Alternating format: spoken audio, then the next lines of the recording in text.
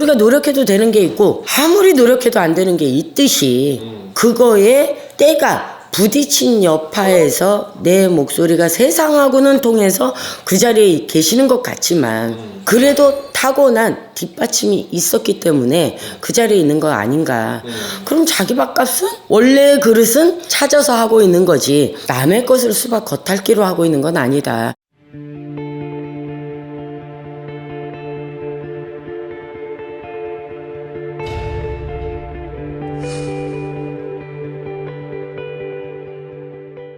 안녕하세요, 삼성궁입니다. 오늘 좀 주제를 좀 다뤄볼게. 네네. 지금 이제 정치에 대한 이야기를 사실 이렇게 막 다루고 싶진 않지만 저번에 이제 그 이재명 전 대표님 같은 경우에도 되게 이제 얘기를 했을 때 조금 많은 분들이 관심을 가졌다 싶어요. 전 놀랬습니다.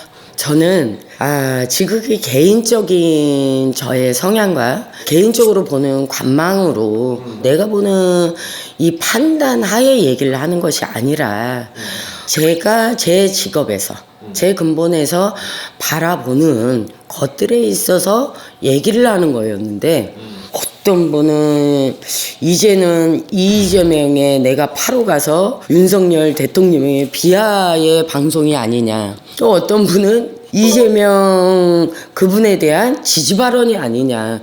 저는 뭐 야당도 아니고 여당도 아니고 신당입니다. 저는 신당의 입장에서 보는 견해로 모든 것을 말씀을 드리는 거고, 또 모든 분이 시청하는 만큼 좀 대중성이 있게 또 편안하게 말씀을 드리다 보니까 어쩔 때는 그것이 제 개인의 소견처럼 말씀을 드리는 것도 내가 뭐라고. 하지만 신당의 대표로서 신당의 대표지 어떤 야당이다 여당의 색깔론을 가지고 얘기하는 거는 절대 아니라는 거. 또 여러 조언 속에서 그렇구나라고 참고 삼을 정도지 의도가 나의 개인적인 거였다면 저도 싸웠겠죠. 그것이 아니고요 라고 했겠지만 어떤 것은 아니다. 내 개인적인 거. 또 그때는 이재명 대표에 대해서 소신 발언을 드렸지만 제가 느끼는 만큼 또 윤석열 대통령님에 대해서 질문을 주신다면 그때도 잠깐 언급은 했지만 원래 정치를 하셨던 분이라서 이 정치의 노하우는 없어서 아무리 우리가 옆에서 참모진들이 또 자청용 우베코라 그러잖아요. 오른쪽 왼쪽에서 많은 것들을 조언을 받으시고 많은 것들을 고민을 하시지만 그래도 관록이라는 것이 부족하고 그것이 능력이 아니라 경험치. 근데 그 경험치가 오히려 없어서 득이 되는 것도 있고 또 경험치가 없어서 부족한 부분으로 대두되는 것들이 있는 건데 그런 부분에 있어서 우리 윤석열 대통령님은 결국엔 이 경험도 전무하고 또 경험이 있으신 분들도 분명히 있는데 왜 그분들을 배제하고 이렇게 당선이 돼서 오늘의 그 자리에 계신가.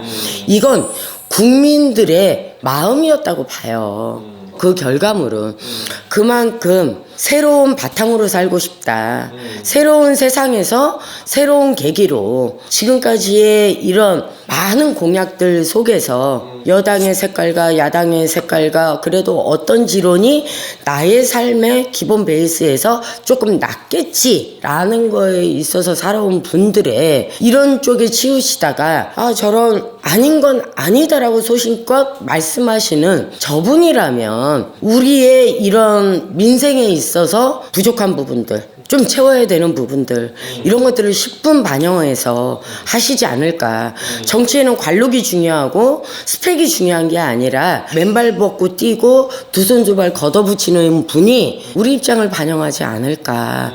거기에 대해서의 결과물인 것 같아요. 그러다 보니까 윤석열 대통령님도 한때는 내가 그 당에 속해 있으면서도 그 집안에 있으면서도 아닌 건 아닙니다 라는 것이 설득력이 있었던 것 같고 또 우리가 맘먹는다고 다 되는 건 아니잖아요. 다 어떤 분들도 소신 있게 말씀은 하셨지만 잠깐 지나가는 소리로 그칠 때가 있었고 그것이 묻혀지는 세월도 있었는데 윤석열 대통령님은 타고난 것 자체가 어떻게 보면 관록을 갖고 타고나신 것 같아.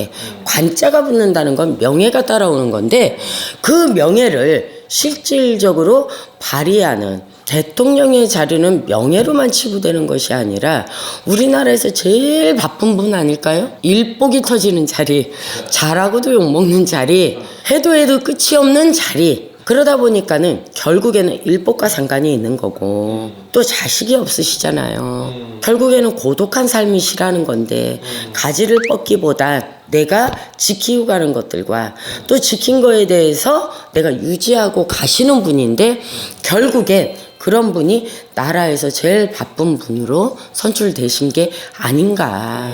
거기다 우리가 윤씨, 파평 윤씨의 내력이 어떻게 보면 우리가 사극 보면 아녀자의 목소리가 높였던 게 윤씨의 내력이에요. 옛날에 공을 들여도 엄마들이 공을 들였다 그러잖아요. 할머니들이 아우 내 자식들 성공하게 해주세요, 뭐하게 해주세요 이런 식으로 물 떠놓고 빌었다 그러잖아요.